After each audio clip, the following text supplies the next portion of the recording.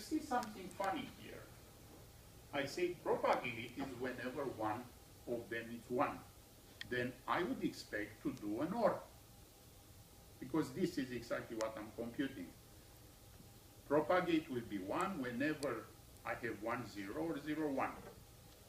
But you see, I'm not doing that. I'm just computing an XOR.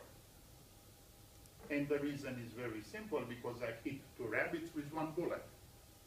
I am computing the first part of this sum, and I'm also computing this. Now, based on these values, what I can do is I can compute something like a transfer signal.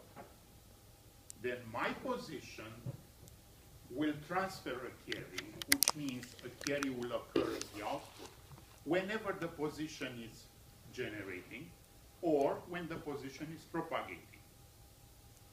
Then this will help me to make a prediction about the future. Now, if I really want to compute the carry here, I need the carry in. Then if I just look at 1-digit position, I can say the carry out of that position is equal with what? The generate signal. Then regardless of the fact that I have a carry in or not, if both of them are 1, I will generate. Or if the position is propagating and there is a carry in, then a carry out will occur in 2 conditions: when I'm generating or when I'm propagating and I'm getting a carry. It's clear, right? Or not? Is it?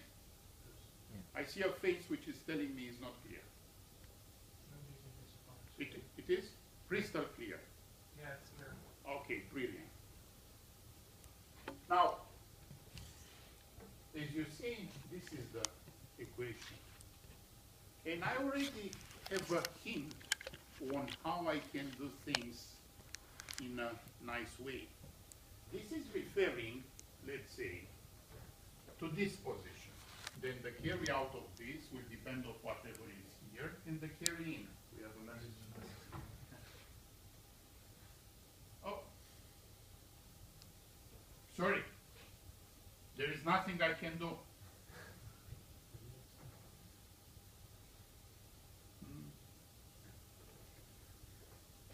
You don't have the slides, right? You have the slides. You have the slides if you go on the web page of the book. You take the slides, and I can refer to the slide number. Then right now I'm on slide 24. Can you hear me? Yeah? You also have the slides? Okay, thank you. Now you see, the carry into that position can be at its turn expressed in a similar way. Then I said the carry out of this is generate or propagate plus a carry from here. But the carry from here, it's actually generating here or propagate plus a carry from here. And I can go until the least significant position. And this is a hint towards computing the carries in the fast way. But we'll revisit that. Now, they didn't think about that. What they were thinking is to try to use those signals and with the help of propagate and generate to compute carries in a non-standard way, and not using gates. Then, if I have a propagate, this will actually open, and then, I will have a transmission of the carry. If I have a generate, this will determine the output. And whenever I have a generate, I also have a propagate, because they are both true. Now, this is not really solving my problem in the sense that I'm not doing ripple carry, but I'm implementing the carry computation in a different way. Then I'm not using standard gates. I'm using that kind of construction, which is also restoring. And then this is the design of such a Manchester carry chain. As you see, those are, cascaded. In the first step in the calculation, what I do, I compute PI and GI for each position, which can be done independently. When I'm computing PI, I'm also computing the half sum. Then I'm almost ready with the calculation. Then it will take me the propagation over that cascade of the kind of structures. And when this is completed, I have all the carries available. And then I can complete the calculation of the sum by adding whatever those carries are with the half sum that I already computed. Now, asymptotically speaking, this is not a step forward. From the implementation point of view, that was a big time improvement. And the beauty of this scheme is that it will help me to do or to break the linear complexity. I'm still linear because this cascade will depend on the number of bits. Then I'm still linear. Okay. So far so good. Are you still with me? Are you tired? Then everybody seems to be happy and quiet. Now, having said that, let us revisit the problem of addition. That for the addition, I can always compute, generate and propagate in parallel without any kind of interaction. I can always compute the final sum based on the PI, which I computed like an XOR. I don't have to compute it like an XOR, but this can help me. And if I say an XOR gate is slower than an OR gate, what I'll do, I can do double calculation. Then I can compute PI for this part as an OR, and I can compute for the as a half sum and an XOR. I can do that in parallel.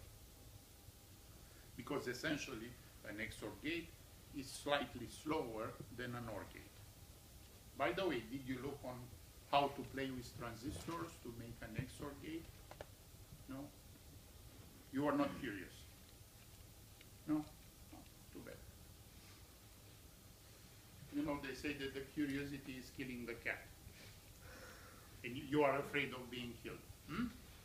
Now, you have a good justification. Then, what I see is that I have a step which is the pre-processing, and a step which is the completion, and there is some kind of yellow area in the middle. And this yellow area is the area which is saying in here you compute all the carries. If I can ask an oracle to tell me all the carries, then I'm in business. I know how to compute the preparation, I know how to finish the calculation, but I don't know how to compute those. We can ask our friend the Greeks to ask Pythia, right, from Olympus, but that will not function. We know already that if I do calculation like the previous Manchester carry chains or in standard Ripple carry headers, this computation of the carry will be linear. Now, if I want to improve the performance of the addition, I have to focus here. And I have to try to make it kind of logarithmic. And there are a number of solutions that we know. And we'll first look on what is called look ahead. And what the look ahead is trying to do is forget about the time being about the calculation of the sum. Let us try to guess all the carries as fast as possible by using information which is not only available to the current position. That if I look at the current position in here, I only know those bits, and eventually I will know this carry whenever it's coming.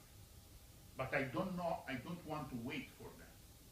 What I want is to make a guess on this carry or to calculate this carry without waiting for these guys to complete the I'm looking at those values here, and I'm saying, okay, instead of inspecting those bits, I'm inspecting all the bits. Then I look at the complete operands from this position to the least significant position, and based on that, I can get the carry, and I know what the carry will be, I know my digits in my current position, and I can do now the addition in independent way. Then if I'm here, I just look at this and the carry. If I'm here, I take 4 in the carry. If I'm here, I take 6 and the carry. And if I'm here, I take all of them and the carry. Now this looks brilliant, right? Or not? It's not that still. Sure it's not.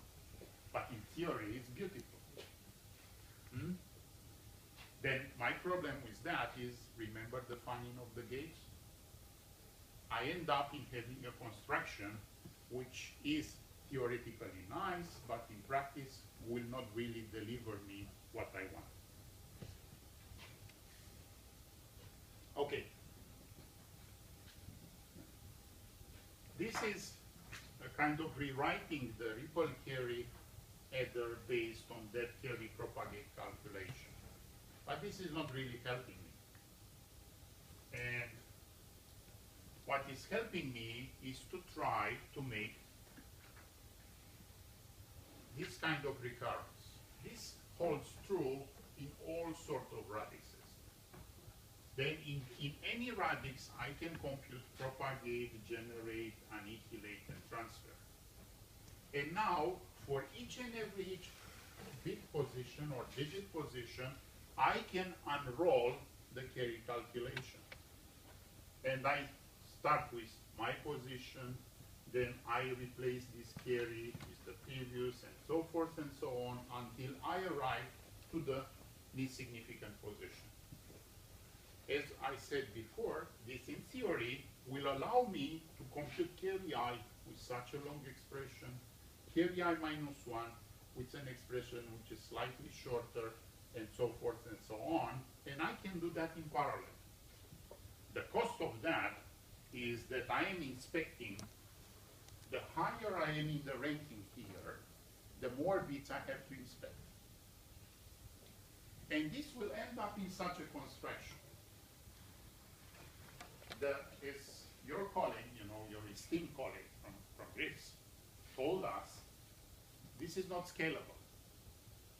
I can do it for some time, but it will come a moment when this block will become very slow. Share with us your comment.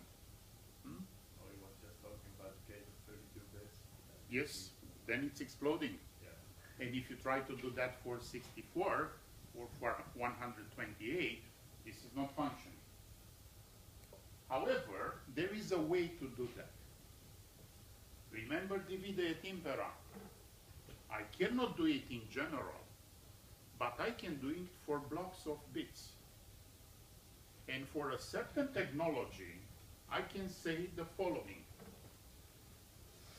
Because I'm exploding the funning, and because of that, the calculation of the most significant carry might be as long as the propagation of the carry in the system, I will do this trick. Those are my operands. The recurrence will apply, as we said, and this will become prohibitive. Now what I'm doing, I'm saying, I split these operands in blocks. Then here I have n over k bits. And each block like that, I can treat it in the way that I know. Then, for this block, I can compute all the carries. For this block, I can compute all the carries based on that recurrence. For this block, I can compute all the carries. Then, at the first level, I will decouple my blocks, and I will apply this technique of look ahead, but it will be limited look ahead. This will help me to understand what is local. However, for the first block, things are simple because here I have carry in. But for the next block, I have this carry. And for the next block, I have this carry. Then I have to deal with somehow with the combination of the blocks. Because what I'm doing is assuming that blocks are decoupled. But in order to complete the calculation, I have to combine the blocks and really get those carries in order to complete the calculation. Now, in today's technology, the golden number is to use 4 bits per block. And then in such a system, you essentially make such a construction is based on these recurrences. Okay? You start with carry 1 to carry 4. You make this recurrence substitution, and that's the implementation.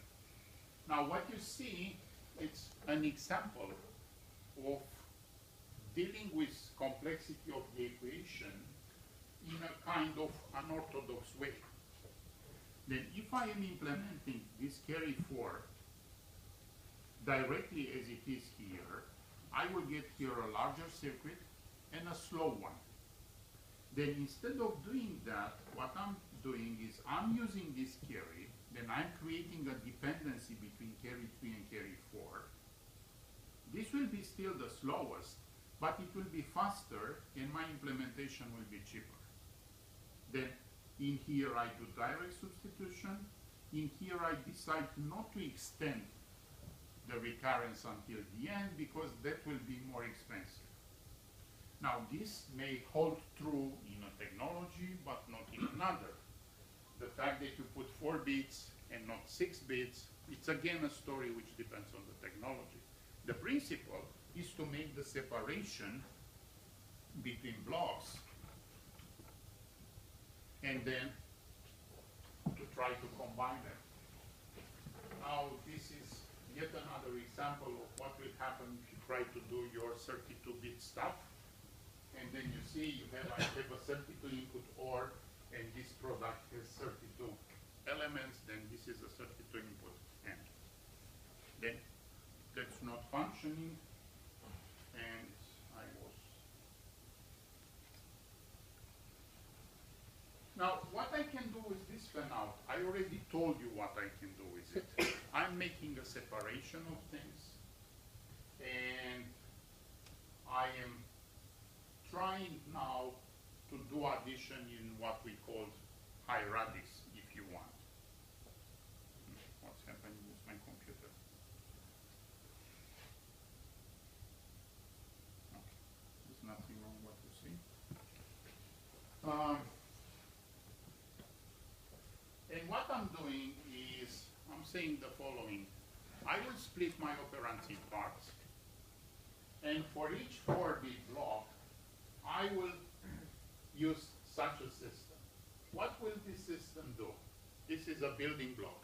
This building block relies as inputs on propagate and generate per each bit position. Then doesn't matter where I place it.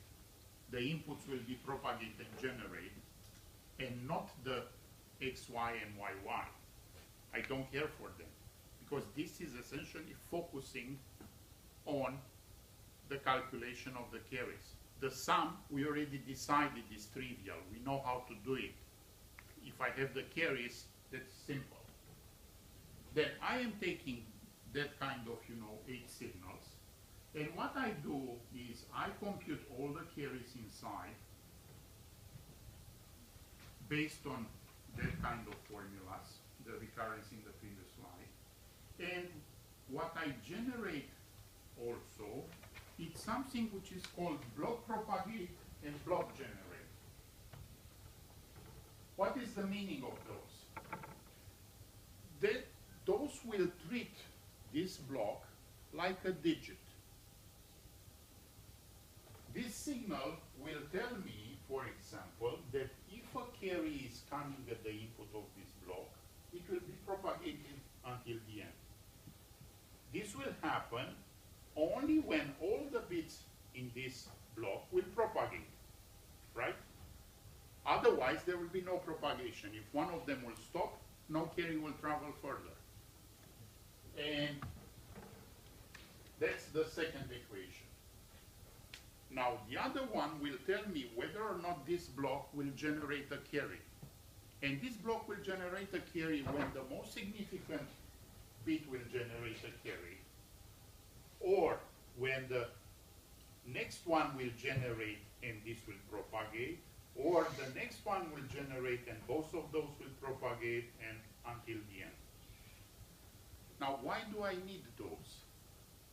Because now, if I did that effort, I have an information which is similar to the digit position for blocks.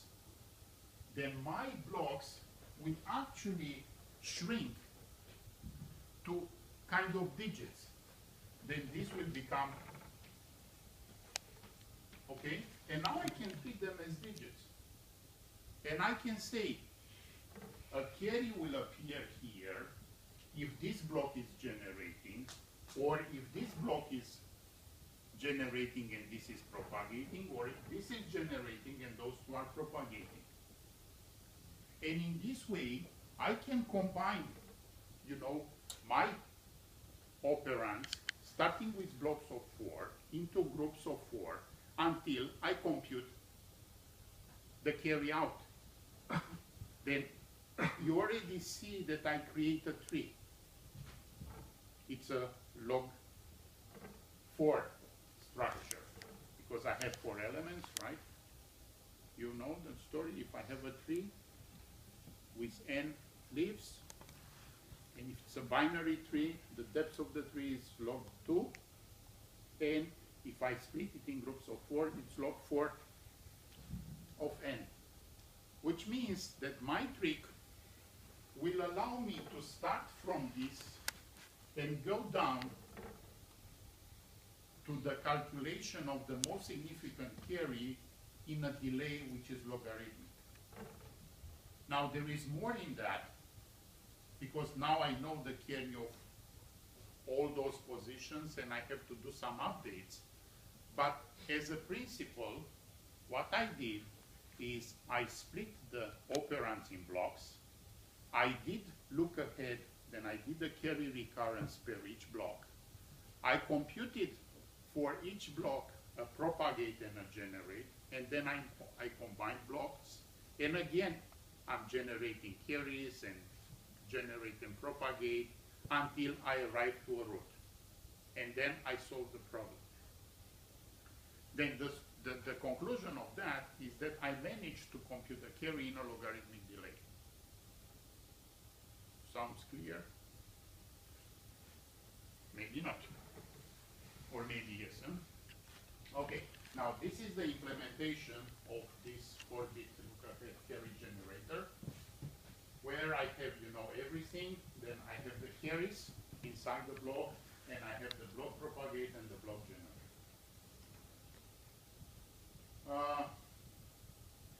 Now, this is explaining in a bit more general way what I just told you. That if I have 4 blocks for which I computed propagate and generate, and I apply another of those, I treat now each block as a digit, because they have propagate and generate in the same way digits do have in a higher level. For each position I can generate a carry, and for the entire block I can generate, propagate, and generate. And I can apply that until I arrive to the root. Now what you can see here is that I can also overlap blocks. This will not change the story. The reason why I will not change the story is because I'm not looking on the summation. I'm just looking on the carries. If I will look on the summation and I overlap blocks, which means I'm taking positions twice in the calculation, then I get the wrong result. Now, let us look at a 64-bit carry look-ahead adder. Because here, now I have an example. Then at the first level, I'm splitting my operands in 4-bit blocks. And this will give me 4 times 4 of those blocks. This block in here is just a zoom of whatever you have here, here, and here. Then at the first level, what I'm doing is I'm taking, in an independent way, propagate and generate for this position. I'm giving them to this thing, and this will now compute propagate from 0 to 50 to, okay, then those are blocks, okay. Let's take it one at a time. Then in here I compute per 4 blocks, 4 bits, sorry. In each of those I'm generating 2 signals, propagate and generate. And this will tell me from 0 to 3, 4 to 7, 8 to 11, 12 to 15. And this is what we did on the first level. Can we do it here, here, and here in the same time?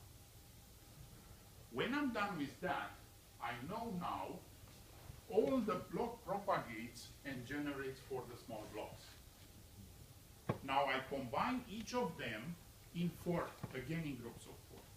Then now I'm taking 16 bits because there are 4 groups of 4, and I apply the same technique. I take those propagates and generates. I compute again the propagate and the generate of this 16-bit block, and I can also compute those carries. And now those carries are carries into those blocks. I can compute them, but in order to compute them, I need to know the carrying into this. And I know it. Then I can really compute it and finish the calculation for this part. However, for those blocks, I don't know the carrying. Then I still have to work harder in order to finish my work. Then I started with 4 bits. Next level of combination, I got 16 bits. Now I have 4 groups of 16 bits, and I'm combining them in the final look-ahead level. Now, in the final look-ahead level, I apply the same technique. Now, what will happen with this? I have the 4 16-bit blocks. I have the carrying into this, because this is the least significant position. I have propagates and generates for each block, which means I can compute propagate and generate for the entire block, which means I can compute the carry out. And I can also really compute those carries, which are carry 16, carry 32, and carry 48. Then it took me one traveling from the top of the network down to this level in order to compute the significant carries into the next, 16-bit blocks. The first one is the lucky one, because for this one I can finish earlier.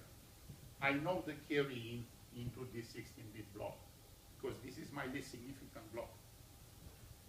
Now, I got the carry out, which is kind of strange, because my effort was to compute all the carries, and my expectation was to get the carries starting from the least significant part going to the most significant part. This trick, it's actually giving me first the carry out, because this will come first. In order to further compute all the carries, I have to do the following. Then I arrived here, then I started from the top, and I went down to this 4-bit look-ahead generator. Now I have those carries ready, and I have to enter in this, which is similar with that, and that will be the carry, which will allow me now to complete those carries. And after this step, all the carries into 4-bit blocks will be ready, and I know them. And then I will have the next step, whenever in each 4 block, I will complete the calculation of the carries. Then I go from top to bottom, and then from bottom to top. Then the delay, it's logarithmic. I have a 3, which is then it's a log base 4, but doesn't matter. Asymptotically speaking, it's logarithmic complexity. And I'm based on the fact that I start and I compute carries for larger and larger blocks. And whenever I arrive to this moment, I have all the carries, and now I have to re-update things back. Then the delay for the calculation will take, roughly speaking, twice the time to traverse the tree from top to bottom and back. True. Yes. You mentioned overlapping. How could that be beneficial? I mean, the traversing is getting by across. It can be beneficial if you design, let's say, a 31-bit tether or a 53-bit tether. My basic blocks are, standard cells. And then I have two choices, to design a special purpose basic block or to use what I have. Is it clear, guys? You ask now or never? It's your chance. Did you grasp the concept? Yes?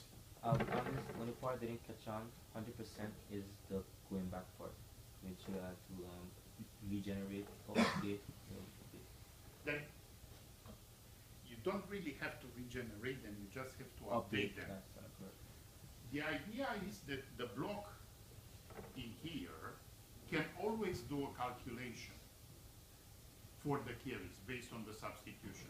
But the value of this carry 4, it's not valid. I don't really know it until it will be produced by this guy. Then, except of this block, for which I know the carry from the very first moment, all the carries, that kind of carries, do have glitches on them. Then I am computing them in a kind of, temporary values, which may change. Then if I am lucky, and let's say this was 0, and it will be also 0 when I will return and update it, then I will do no extra calculation. But if the previous value of here was 1, and after the update will become a 0, then I will do recalculation. Because those are not stable, and they cannot be known, I have to first compute those carries. At this moment of this block, all the carries are known, because I know this, I know this, I know this, I know this, I know this, and nothing is changing any longer. Which means I am in this position, then I have such a circuit which has all the inputs clear and can compute the carry.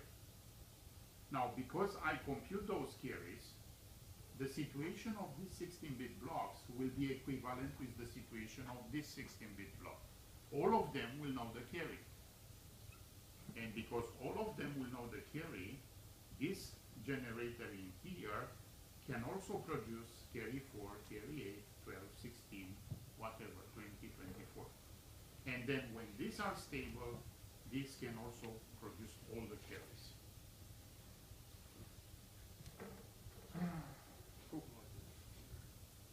I'm tired. Are you not? Tell me. Yes, I You have the right for a break, right?